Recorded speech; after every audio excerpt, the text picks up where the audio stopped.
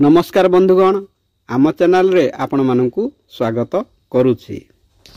अस्वस्थ गछरे थरे जल ढालिले कौन हुए? स्वयं भगवान विष्णु कहिछंती देवर्षि नारदंकु। भिडियोटी आरंभ करिवा पूर्व आपण मानकु मोर अनुरोध, भिडियो को गोटे लाइक एवं आम चैनल को सब्सक्राइब करंतु। चलंतु जानिबा। थरे देवर्षि नारद वैकुंठ को जाई रत्न सिंहासन रे बसिथिबा श्री विष्णु पाखकु जाई प्रणाम जणाइले। भगवान विष्णु मध्य जानिगले जे निश्चित भावरे नारद किछि द्वंद्वरे अछंती।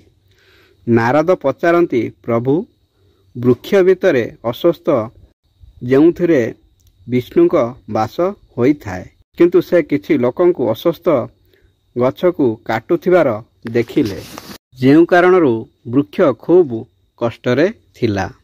यह व्यतीत अस्वस्थ गछरे जल अर्पण कले कौन हुए से विषय मध्य नारद पचारि छंती। यार उत्तर देई विष्णु एक पौराणिक कथा सुनाई छंती, जाहाकु मनुष्य शुणिले सबु पाप एवं कष्ट दूर होई जीव। सेही कथा आजि आपण मानकु जणाइबाकु जाउछि। अस्वस्थ गछकु रखिबा एवं पूजा करिबाकु नेई स्वयं भगवान विष्णु केउ सबु नियम विषय कहिछंती, सेही विषय चलंतु जानिबा। कहानी अनुसार प्राचीन काल रे अति सुंदर नगरी थिला, जहार नाम थिला नंदीग्राम एवं सेठारे पुष्कर नामक जणे ब्राह्मण रहुथिले। से जणे तपस्वी एवं निज कुटीर सामने एक विशाल अस्वस्थ वृक्ष रखी ताहाकु पूजा करुथिले। यह व्यतीत बाहर को गले अस्वस्थ वृक्ष को प्रणाम करी जाउथिले, किंतु थरे जणे विशाल राक्षस आसी सेही ब्राह्मणर कुटीर सामने छिड़ा होई ब्राह्मण को कहिबाकू भाबिला, किंतु ब्राह्मण आदौ भयभीत न होई राक्षस को प्रणाम करी कौन भजन करिबाकू चाहुचंती बोली कही अस्वस्थ वृक्ष तले बसिबाकू कहिला।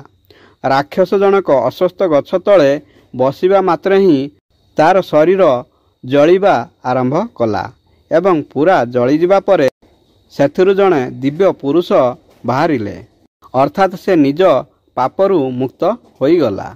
यहाँ परे सेही दिव्य पुरुष स्वर्ग अभिमुखे चली गले। थरे जमराज निज दूत माननकु पठाई सेही ब्राह्मण को उठाई आनिबाकू कहिले। दुई दूत आसी ब्राह्मण को धरी नहीं जाउथिबा समय ब्राह्मण तांकर बिना मृत्युरे तांकू नहीं जाउथिबार कारण पचारिले। यह सुनी दूत दुई जण तांकू चुपचाप तांको सहित जिबाकू कहिले। जमराजक पाखरे पहुँचीबा मात्रे जमराज तांकू देखि आश्चर्य होई गले, कारण से अन्य जणे पुष्कर नामक ब्राह्मण को आनिबाकू पठाई थिले। यह सुनी स्वयं जमराज एवं दुई दूत क्षमा मागिले, किंतु ब्राह्मण एथिपाई जमराजंकु धन्यवाद देले जे तांको कारणरू से जमराजंक दर्शन करिवार सौभाग्य प्राप्त कले। यहाँ परे ब्राह्मण जनक जमराजंकु सबु नरकर दर्शन कराइबाकू अनुरोध कले। यह कहिबा मात्रे जमराज तांकू नरककू नहीं गले।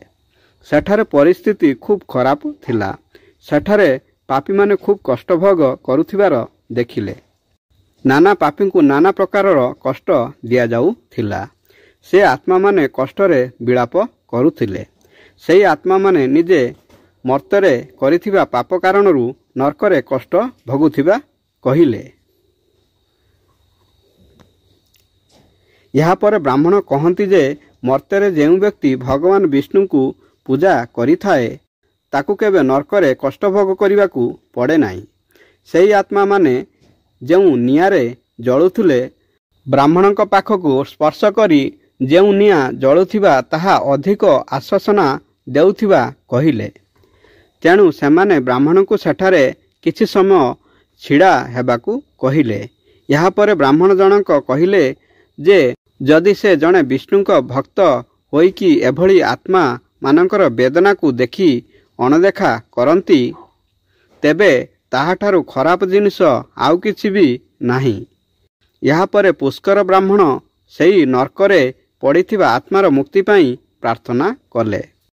ଏତିକି କହିବା ମାତ୍ରେ ହିଁ ନର୍କରେ ଥିବା ପ୍ରାଣୀକୁ ମୁକ୍ତି ମିଳିଗଲା ଏବଂ ସେମାନେ ସ୍ୱର୍ଗକୁ ଯିବାକୁ ଲାଗିଲେ। କିନ୍ତୁ ଆହୁରି ଅନେକ ଆତ୍ମା ନର୍କରେ ରହିଲେ। ଯମରାଜା ଆଶ୍ଚର୍ଯ୍ୟ ହୋଇଗଲେ। ସେଠାରେ ଭଗବାନ ବିଷ୍ଣୁ ଆସି କହିଲେ ଯେ ଏହି ବ୍ରାହ୍ମଣ ନିତ୍ୟ ଅଶ୍ୱସ୍ଥ ଗଛକୁ ପୂଜା କରି ଜଳ ଅର୍ପଣ କରୁଥିଲେ। ସେ ଅନେକ ପୁଣ୍ୟର ଅଧିକାରୀ। ଯେଉଁ ଆତ୍ମାମାନେ ଏବେ ସୁଦ୍ଧା ମୁକ୍ତି ପାଇନଥିଲେ ସେମାନେ କେବେ ନିଜ ଜୀବନରେ ଅଶ୍ୱସ୍ଥ ଗଛକୁ ପୂଜା କରିନଥିଲେ। ଯେଉଁ ବ୍ୟକ୍ତି ଅଶ୍ୱସ୍ଥ ଗଛକୁ ନିତ୍ୟ ପୂଜା କରିଥାଏ ତାକୁ କେବେ ବି ନର୍କକୁ ଯିବାକୁ ପଡ଼େ ନାହିଁ। ତାଙ୍କ ସାନ୍ନିଧ୍ୟରେ ଆସୁଥିବା ବ୍ୟକ୍ତି ମଧ୍ୟ ପାପମୁକ୍ତ ହୋଇଯାଆନ୍ତି। ବନ୍ଧୁଗଣ, ଭିଡ଼ିଓଟି ଭଲ ଲାଗିଲେ ଭିଡ଼ିଓକୁ ଗୋଟିଏ ଲାଇକ୍ ଏବଂ ଆମ ଚ୍ୟାନେଲକୁ ସବସ୍କ୍ରାଇବ୍ କରିବାକୁ ଭୁଲିବେନି। ଧନ୍ୟବାଦ। ଜୟ ଶ୍ରୀକୃଷ୍ଣ।